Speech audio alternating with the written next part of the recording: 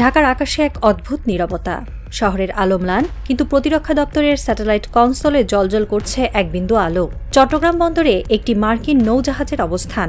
সরকার বলছে এটি দুর্যোগ ব্যবস্থাপনা প্রশিক্ষণ, কিন্তু অভ্যন্তরীণ প্রতিরক্ষা সূত্র জানায় মহড়ার প্রকৃত উদ্দেশ্য মানবিক নয়, এটি কৌশলগত অবস্থান নিশ্চিত করার প্রস্তুতি। 2019 সালে মার্কিন কংগ্রেসের সদস্য ব্র্যাড শেরম্যান বলেছিলেন, যে দেশ রোহিঙ্গাদের আশ্রয় দিয়েছে সেই বাংলাদেশের সঙ্গে রাখাইন যুক্ত করাই যৌক্তিক। তখন কেউ গুরুত্ব দেয়নি, কিন্তু 6 বছর পর সেই বক্তব্য যেন বাস্তব রাজনীতির রাডারে ফিরে এসেছে, নতুন প্রেক্ষাপটে, নতুন উদ্দেশ্যে।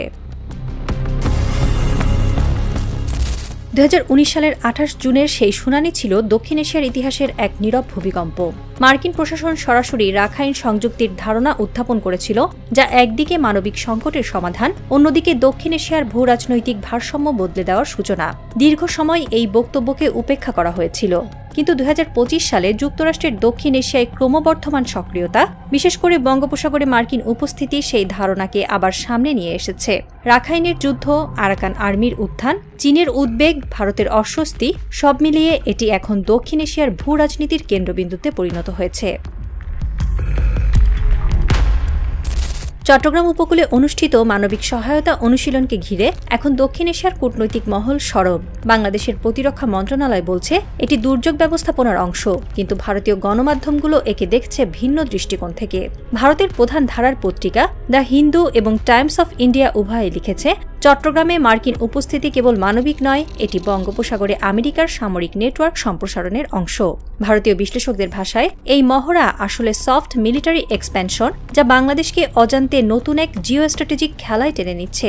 ভারতীয় প্রতিরক্ষা মহলে আশঙ্কা, চট্টগ্রাম বন্দরে মার্কিন উপস্থিতি স্থায়ী হলে তা ভারতের উত্তর পূর্বাঞ্চল, বিশেষত ত্রিপুরা ও মিজোরাম সীমান্তের কৌশলগত ভারসাম্য নষ্ট করবে। ইন্ডিয়ান এক্সপ্রেস জানিয়েছে, দিল্লি উদ্বিগ্ন চট্টগ্রাম হয়ে মার্কিন সাপ্লাই চেইন করিডোর গড়ে ওঠার সম্ভাবনা নিয়ে, যা একসময় ভারতীয় উত্তর পূর্বে গোয়েন্দা তৎপরতার সুযোগ করে দিতে পারে। কিছু ভারতীয় বিশ্লেষক আরও এগিয়ে বলেছেন, এই মহড়ার মাধ্যমে যুক্তরাষ্ট্র তার ইন্দো প্যাসিফিক কমান্ড ইন্ডো-প্যাকম নেটওয়ার্কের এক্সটেনশন তৈরি করছে, যেখানে বাংলাদেশ পরিণত হতে পারে এক ফরওয়ার্ড অপারেটিং নোড।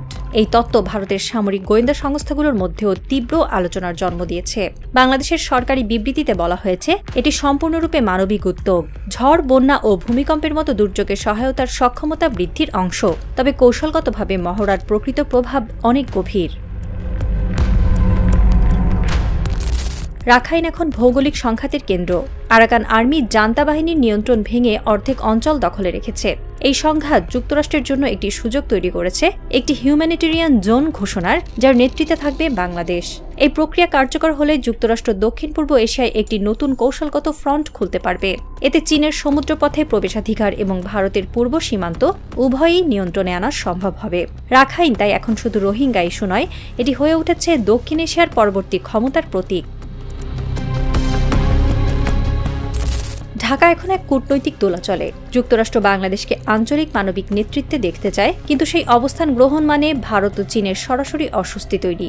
দিল্লি আশঙ্কা করছে, চট্টগ্রাম ও কক্সবাজারে মার্কিন প্রভাব স্থায়ী হলে তাদের উত্তর পূর্বাঞ্চল কৌশলগতভাবে ঘেরাও হয়ে যাবে। ভারতের প্রতিরক্ষা কৌশল এখন দ্বিধাগ্রস্ত। একদিকে চীনের মোকাবেলায় যুক্তরাষ্ট্রের মিত্র থাকা বাধ্যতামূলক, অন্যদিকে যুক্তরাষ্ট্রের বাড়তি সক্রিয়তা ভারতের নিজস্ব ভূ রাজনৈতিক স্বাধীনতাকে ক্ষুণ্ণ করছে। বাংলাদেশও জানে এই সমীকরণে সামান্য ভুল মানে বড় বিপর্যয়। তাই নীরব কূটনীতি, ভারসাম্যের কৌশল এবং সময় ক্ষেপণই এখন প্রধান হাতিয়ার। ভূরাজনীতিতে কখনো রাতারাতি কিছু ঘটে না। আজ যে ঘটনাগুলো দৃশ্যমান, সেগুলোর শেকড় হয়তো 1 দশক বা তারও বেশি সময় আগে রোপণ করা হয়েছিল।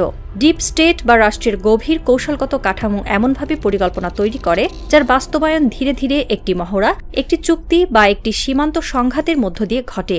আর এই পরিকল্পনার সবচেয়ে বড় বৈশিষ্ট্য হল এর গতি সবসময় নীরব কিন্তু নির্ভুল। রাখাইন ইস্যুতেও সেটাই ঘটেছে। যুক্তরাষ্ট্র, চীন, ভারত প্রত্যেকেই জানে যে মিয়ানমারের পশ্চিম সীমান্ত এখন শুধু একটি মানবিক সংকট নয়, বরং একটি স্ট্র্যাটেজিক করিডোর। বঙ্গোপসাগরের উত্তর দিকের প্রবেশপথে যেই নিয়ন্ত্রণ নেবে, সেই দক্ষিণ এশিয়ার বাণিজ্য ও জ্বালানি পথের ওপর প্রভাব বিস্তার করবে। তাই যুক্তরাষ্ট্রের প্রতিটি মহড়া, প্রতিটি রাজনৈতিক বিবৃতি, এমনকি প্রতিটি মানবিক সহায়তা কার্যক্রম সবই এই বৃহত্তর নীল নকশার অংশ। 2010 সালে যেমন সিরিয়ায় বাশার আল আসাদের পতনের রূপরেখা তৈরি হয়েছিল, কিন্তু যুদ্ধের আগুন জ্বলেছিল ১ বছর পর, তেমনি রাখাইন প্রসঙ্গে আজ যা কূটনৈতিক আলোচনায় উঠে এসেছে তা হয়তো বাস্তবে রূপ নেবে ১ দশক পর। এই ধীর কৌশলগত অগ্রযাত্রাই ভূরাজনীতির মূল চালিকা শক্তি।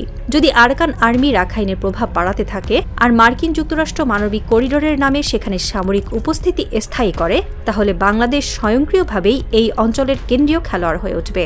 কিন্তু প্রশ্ন হচ্ছে, এই কেন্দ্রীয় অবস্থান কি স্বাধীনতার প্রতীক নাকি নতুন নির্ভরতার জাল?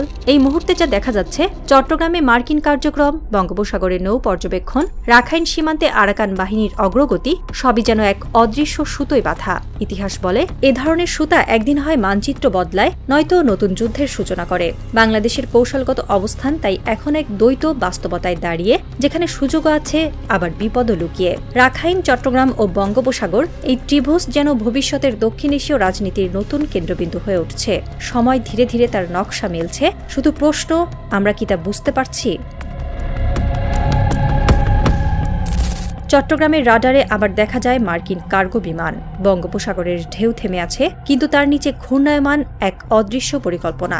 রাখাইন সীমান্তে আরাকান আর্মির পতাকা উঠছে, আর ওয়াশিংটনের মানচিত্রে নতুন রেখা টানা হচ্ছে।